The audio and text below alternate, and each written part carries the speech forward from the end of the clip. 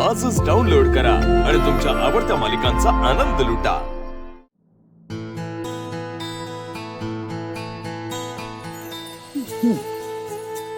चला जानू, आता तुला भूक लागली असेल ना? जयंत, अरे आज माझा उपवास आहे, विसरलास का?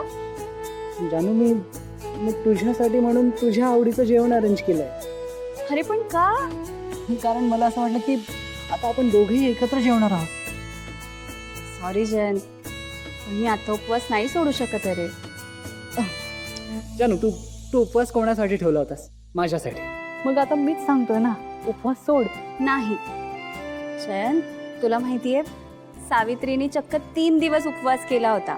मला निदान 1 दिवस तरी करू दे। आणि तसंही आता वडाची पूजा करताना मी प्रार्थना केली, माझ्या जयंतला उत्तम आरोग्य दे, आजच्यासारखा त्रास त्याला पुन्हा व्हायला नको। मग माझी ती प्रार्थना पूर्ण होण्यासाठी मला उपवास तर पूर्ण करायलाच हवा ना। जानू, जानू, तुझं किती प्रेम आहे माझ्यावर। I am really blessed. खरं तर ब्लेस्ड मी आहे, विचार का? मला सांग, आता कोणते नवरे आपल्या बायकोसोबत अशी वडाची पूजा करतात, तिच्यासाठी असा स्पेशल स्वयंपाक करतात? आणि एक सांगू का जयंत, खरं तर आपली ही पहिली वटपौर्णिमा ना माझ्या कायम लक्षात राहणार आहे। खरंच जानू, माझ्यासाठी पण ही वटपौर्णिमा खूप स्पेशल आहे। म्हणजे आज मला कळलं की माझी बायको इतरांसारखी नाही आहे, ती खरंच सत्यवानाची सावित्री असते, अगदी तशीच आहे। अरे बाप रे, एवढं कौतुक! खूप मोठी उपमा देतोयस तू जयंत मला। प्यायलाच हवी। आणि हे मी यासाठी बोलतोय कारण तुझ्या समोर ठेवलेला परीक्षेचा पेपर तू अगदी सहजतेने सोडवलास आणि त्यात उत्तम मार्कही मिळवलेस। परीक्षा? काय बोलतोयस तू?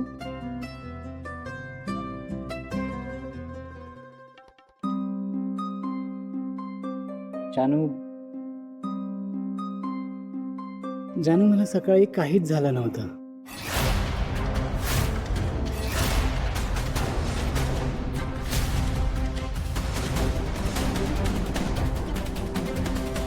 मी फक्त तुझी परीक्षा घेत होतो।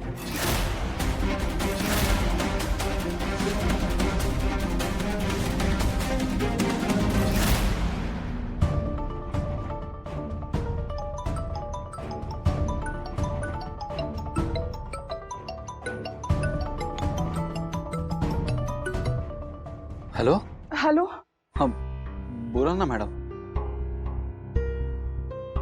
काय बोलू? मला काही कळत नाहीये। का हो, काय झालं? मिस्टर गाडे पाटील, मी तुम्हाला सांगितलं होतं ना, एक मुलगा माझा पाठलाग करतोय, सारखं माझ्या ऑफिसमध्ये येतोय। हां, त्याचं काय? काही दिवसानंतर आमच्यात मैत्री सुद्धा झाली, पण मी त्याला ओळखूच शकले नाही। मी त्याच्यावर विश्वास ठेवून खूप मोठी चूक केली आहे। असं का म्हणताय तुम्ही? म्हणजे त्याने तुम्हाला काही त्रास वगैरे दिलाय का?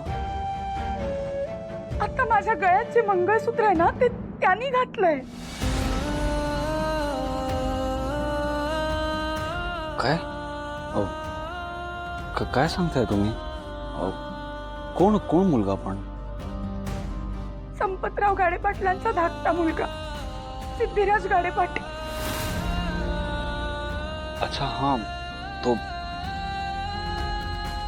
मॅडम, मी तर असं ऐकलंय की तो खूप चांगला मुलगा आहे म्हणून। अहो हो, मलाही तसंच वाटत होतं, पण मग त्यांनी माझी अशी जीव घेणी फसवणूक का केली याचं उत्तर नाही मिळत आहे मला। आणि आता तर काय? आता तर त्यांचं असं म्हणणं आहे की त्यांचं माझ्यावर खूप प्रेम आहे। आमच्या घराबाहेर ठाण मांडूनच बसलेत ते। मी आता त्यांना खूप काय काय बोलून आले, पण त्याचा त्यांच्यावर काहीच फरक पडला नाही। हालतच नाहीयेत ते इथनं।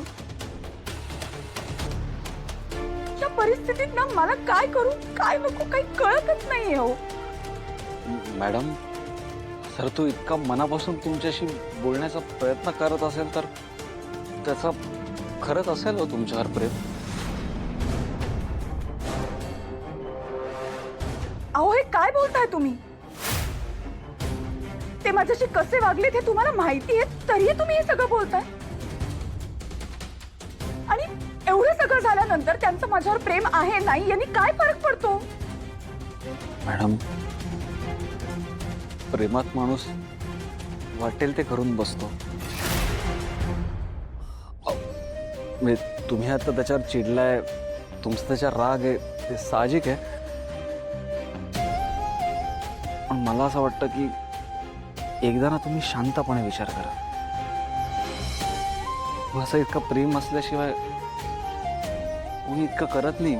अजिबात नाही. काहीही झालं तरी मी त्या पळपुट्या आणि खोटारड्या माणसाचा विचार करणार नाही.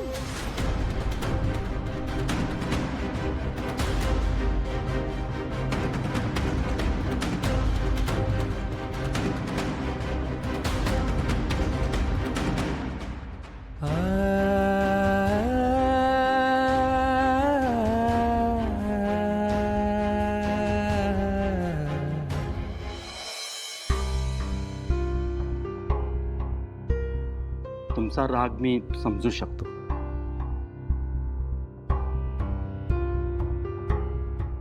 आमच्या सिद्धिराजकडून खूप मोठी चूक झाली आहे हे मान्यच आहे मला, नो डाऊट. पण तो घर सोडून गेल्यापासून आमच्या घरचे सगळे अस्वस्थ आहेत हो.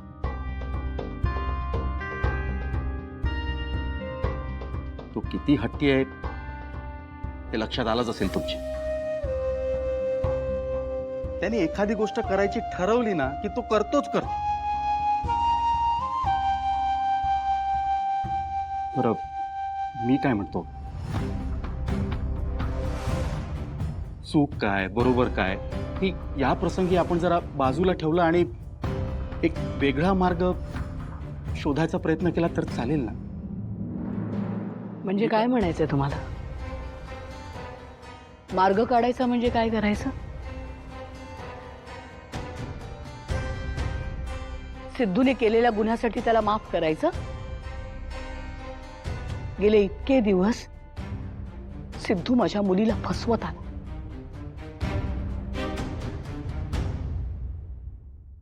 खोटं बोलून या घरात येत राहिला. आमच्याशी मैत्रीचं नातं वाढवलं त्यांनी. त्यात निष्पाप काहीच नव्हतं. त्याचा हेतू होता त्या सगळ्या मागे. नाही, वेळोवेळी देवासारखा धावून आला तो आमच्यासाठी. पण का? कारण त्याला आम्हाला त्याच्या उपकारांखाली दाबून ठेवायचं होतं, आम्हाला मिंध करायचं होतं. नाही अधिराज, या अशा माणसाला आम्ही आमचा जावई म्हणून कधीच स्वीकारू शकणार नाही.